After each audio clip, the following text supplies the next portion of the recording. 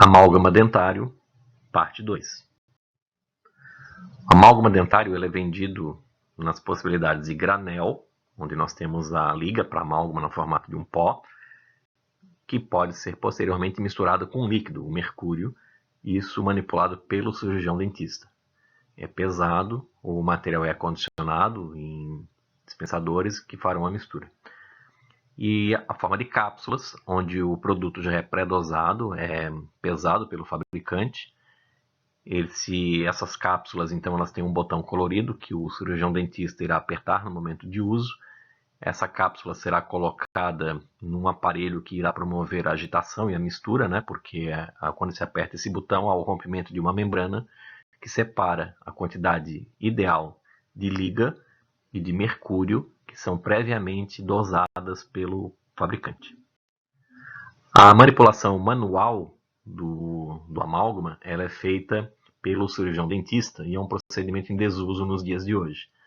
O cirurgião dentista ele pegava o pó, pesava numa balança, exemplo essa que está aí à esquerda na foto, e no lado direito ele colocava esse pó que era pesado, misturado com um pouco de mercúrio, que também era pesado na proporção 1:1, e esse material era misturado nesse grau e pistilo, né? Eles eram misturados até que tivesse uma consistência ideal. Depois, com o auxílio de uma flanela, seria retirado o excesso de mercúrio e o amálgama seria pronto para uso, para ser colocado na cavidade dentária do paciente. A manipulação mecânica ela é feita através de dosadores. Ela ainda assim traz um proporcionamento impreciso. Esses aparelhos, o cirurgião dentista preenchia 2 recipientes, um com a limalha, com a lima do amálgama, com a liga, e outro com mercúrio. O próprio material faria a proporcionamento, a pesagem da quantidade ideal de liga e de mercúrio a serem utilizados para que fosse feita a mistura mediante umas doses que o cirurgião dentista iria escolher, 1 dose, 2 doses, 3 doses, e esses dosadores eles eram um pouco problemáticos em virtude do alto grau de entupimento e, se inclinados, eles poderiam também promover um proporcionamento incorreto na mistura de mercúrio com a liga.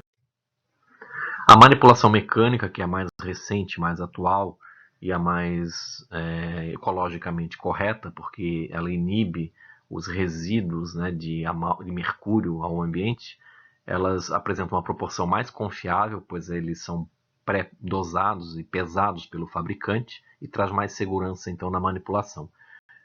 A liga e o mercúrio então são dosados pelo fabricante e a partir do momento que se aperta aquele botão colorido há o rompimento.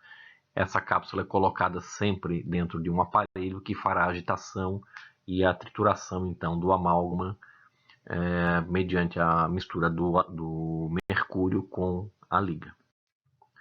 A propriedade então dos amálgamas, estudando agora a parte da alteração dimensional, ela é vista da seguinte forma: o mercúrio reage com a prata da liga formando cristais da fase gama 1, que crescem promovendo sempre uma expansão. Então, é da própria natureza do amálgama sofrer expansão após a sua presa. O amálgama com baixo teor de cobre, ele sempre terá maior alteração dimensional.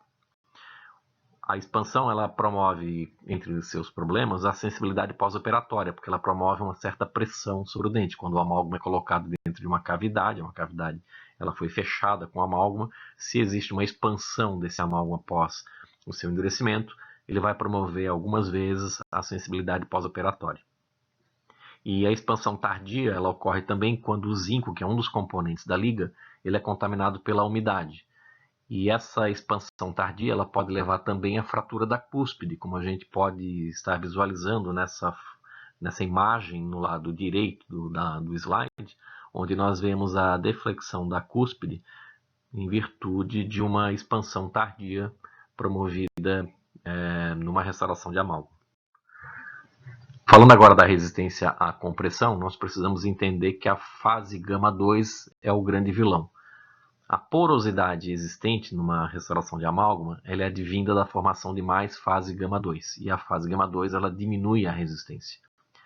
Outro fator também é o proporcionamento incorreto e uma trituração não adequada, né, do amálgama, que pode levar à porosidade. Quando a gente tem muito mercúrio na mistura, aliás, pouco mercúrio na mistura, nós teremos um amálgama mais poroso.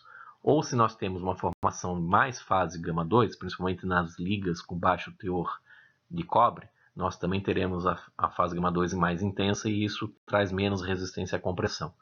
Então, amálgamas com alto teor de cobre sempre tem melhor resistência à compressão.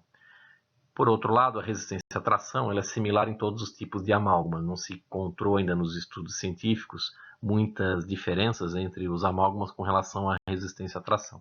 Mas com relação à compressão, já é notório que os amálgamas com baixo teor de cobre têm menos resistência à compressão. Com relação ao creep, ou escoamento, que é uma outra propriedade do amálgama, a gente precisa entender inicialmente o que é um creep. Creep é uma deformação plástica sobre a aplicação de forças estáticas ou dinâmicas quando a temperatura do ambiente se aproxima da temperatura de fusão do material. Então, nessa foto apresentada no lado esquerdo, nós vemos ali uma restauração de amálgama que sofreu creep. Vejam que há uma perda da integridade marginal da restauração de amálgama. Por que ocorreu essa perda da sua integridade marginal? Ela parece que está fraturada nas bordas. Porque se vocês observarem o esquema ilustrado no lado direito, a gente pode ver que na fase A nós temos uma restauração de amálgama executada com as margens corretas da restauração de amálgama.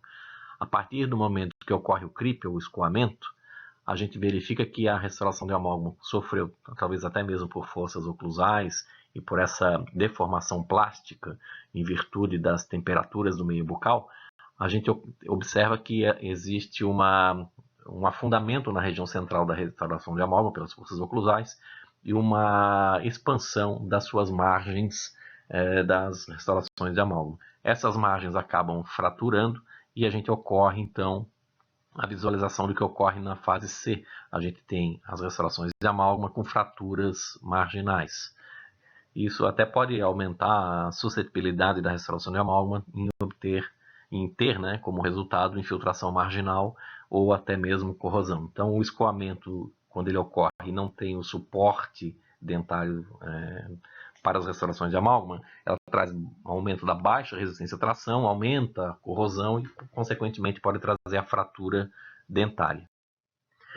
Existe aqui uma série de fabricantes, onde a gente pode identificar que o creep ele pode ser medido em forma proporcional, em forma percentual, e ele é sempre mais elevado, ou seja, fica entre 1,53 até 3,77 nas ligas com baixo teor de cobre. Enquanto que nas ligas com alto teor de cobre, o creep é percentualmente sempre inferior a 1%. Então, a conclusão que a gente tira é que os amálgamas com alto teor de cobre têm sempre o creep mais reduzido. Uma outra propriedade do amálgama que a gente tem que estudar é a questão da corrosão e do manchamento. Corrosão é um fenômeno químico que resulta sempre na destruição progressiva real do metal em decorrência da interação com o ambiente bucal, que é extremamente úmido. A fase gama-2 presente na fórmula estiquiométrica do amálgama, ela sempre aumenta a corrosão e o manchamento da dentina e do esmalte. Por isso que é sempre mais indicada a utilização do amálgama de alto teor de cobre, para que a gente sempre tenha menos fase gama-2 como resultado da reação. A fase eta, que ocorre só nos amálgamas com alto teor de cobre, é a mais resistente à corrosão. E a corrosão ocorre na interface dente-restauração e nas superfícies de restaurações não polidas. Vocês podem observar que na foto, no lado inferior, no lado direito, na parte de baixo, nós temos ali uma restauração de amálgama classe 1, onde nós observamos uma restauração de amálgama que não está polida, ela está sofrendo o processo de corrosão e ela está muito escurecida. O acabamento e o polimento das restaurações de amálgama vão inibir essa corrosão. Então, sempre uma restauração de amálgama, ideal que ela seja o mais polida possível, para que a gente consiga evitar o aparecimento de produtos de corrosão, como nessa foto que está ilustrada nesse slide. Aqui eu apresento para vocês duas fotos. É um caso clínico, onde nós podemos ver na prática a questão da corrosão e do manchamento. Nós temos no lado esquerdo uma restauração antiga que apresenta rugosidades, e essas rugosidades elas favorecem o aparecimento de manchamentos e corrosão. Após darmos um pós-acabamento, um polimento nessa restauração, mesmo que restaurações antigas, a gente melhora o tempo clínico e a durabilidade dessas restaurações, porque a gente vai inibir a corrosão e possivelmente a gente vai dar maior durabilidade a essas restaurações de amálgama. Então, cabe ao cirurgião dentista adotar dentro da sua prática clínica que durante os procedimentos de profilaxia ou de exame clínico, que ele identifique que as restaurações de amálgama, se realmente elas precisam ser substituídas ou se com técnicas de acabamento e polimento elas podem ser postergadas e podem ser mantidas na boca por mais tempo. Haja vista que a substituição de restaurações sempre implicará na perda de estrutura dental sadia, que é exatamente o que nós não queremos. Então, se já existe uma restauração de amálgama na cavidade bucal de um paciente e eu conseguir dar um bom aspecto para essa restauração após técnicas de acabamento e polimento, eu posso prolongar sua vida útil, preservando inclusive estrutura dental sadia. O amálgama é indicado em algumas situações. Ele é indicado para as restaurações de cavidades de classe 1, como nessa primeira foto que a gente vê no lado esquerdo. A cavidade de classe 1 é aquela que é localizada simplesmente nas faces oclusais. Pode ser utilizado também nas cavidades de classe 2, como na foto central. Ali vocês podem observar que essa cavidade de classe 2 ela compreende as faces proximais, pode ser a face distal, pode ser a face mesial ou pode ser ambas as faces. Nesse caso, nós temos uma cavidade que engloba as faces mesial, a face distal e a face oclusal, caracterizando uma restauração do tipo MOD, mésio-ocluso distal. E o amálgama também pode ser empregado em restaurações do tipo chamadas amálgama PIN, que está presente na foto maior, no lado direito.